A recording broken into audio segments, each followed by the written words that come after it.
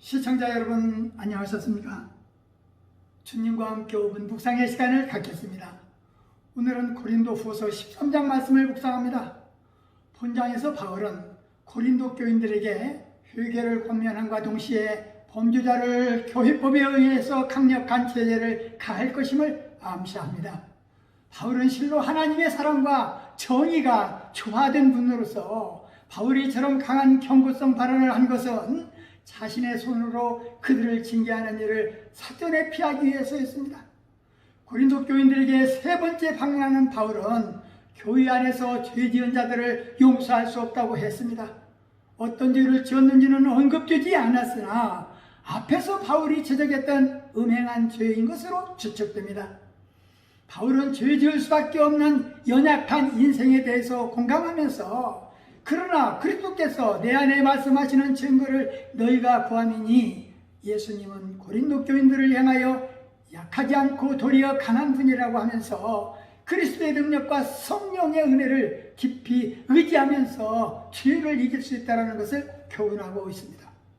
본문 11절 말씀에 형제들아 기뻐하라는 말이 언급되는데 기쁨이란 헬라어로 카리라라는 말인데 우아하고 매력있고 사랑스러운 은혜의 친절이라는 뜻으로 특별한 호의, 은총을 의미합니다.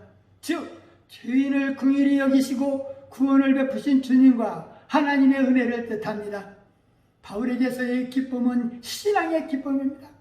기쁨은 성령의 열매입니다. 하나님 나라도 기쁨입니다. 기쁨과 소망은 연결되어 있습니다. 기쁨은 소망 가운데의 자유를 현실적인 것으로 만들고 우정의 형태를 띠게 됩니다. 바울은 기쁨으로 가기를 원했습니다.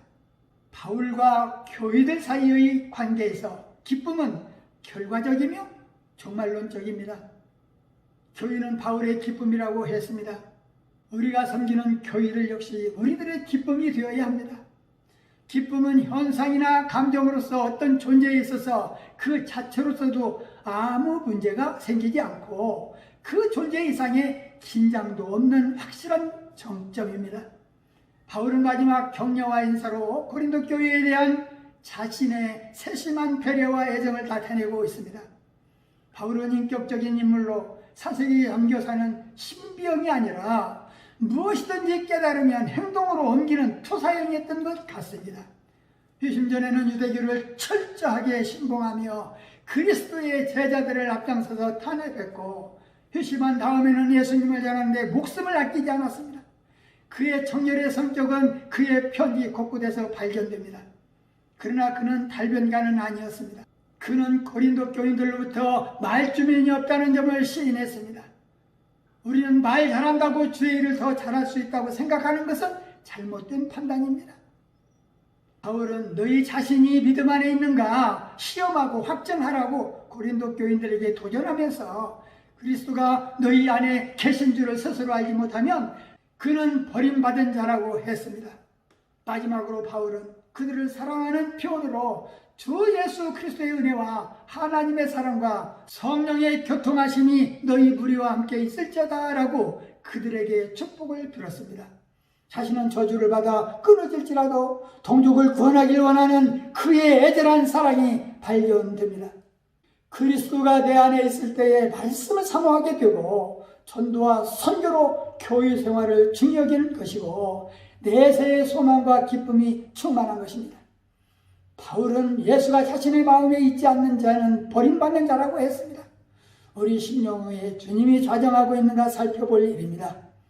말씀을 상고하며 기도하며 묵상의 시간을 마치겠습니다.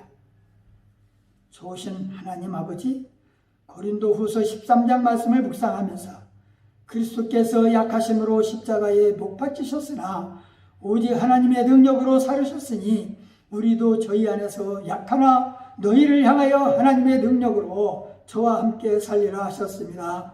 주님, 우리 그리스도인들은 자기의 약함을 인정하면서 겸손의 모습으로 살게 하옵소서. 우리 자신의 약점을 인정하고 나의 약한 것을 위로하시는 하나님께 감사하게 하옵소서. 자기를 감추고 하나님의 역사와 은혜만을 드러내게 하옵시고 하나님의 강함을 의지하며 주와 함께 승리하는 삶을 살게 하옵소서. 예수님 이름으로 간절히 기도하옵나이다. 아멘.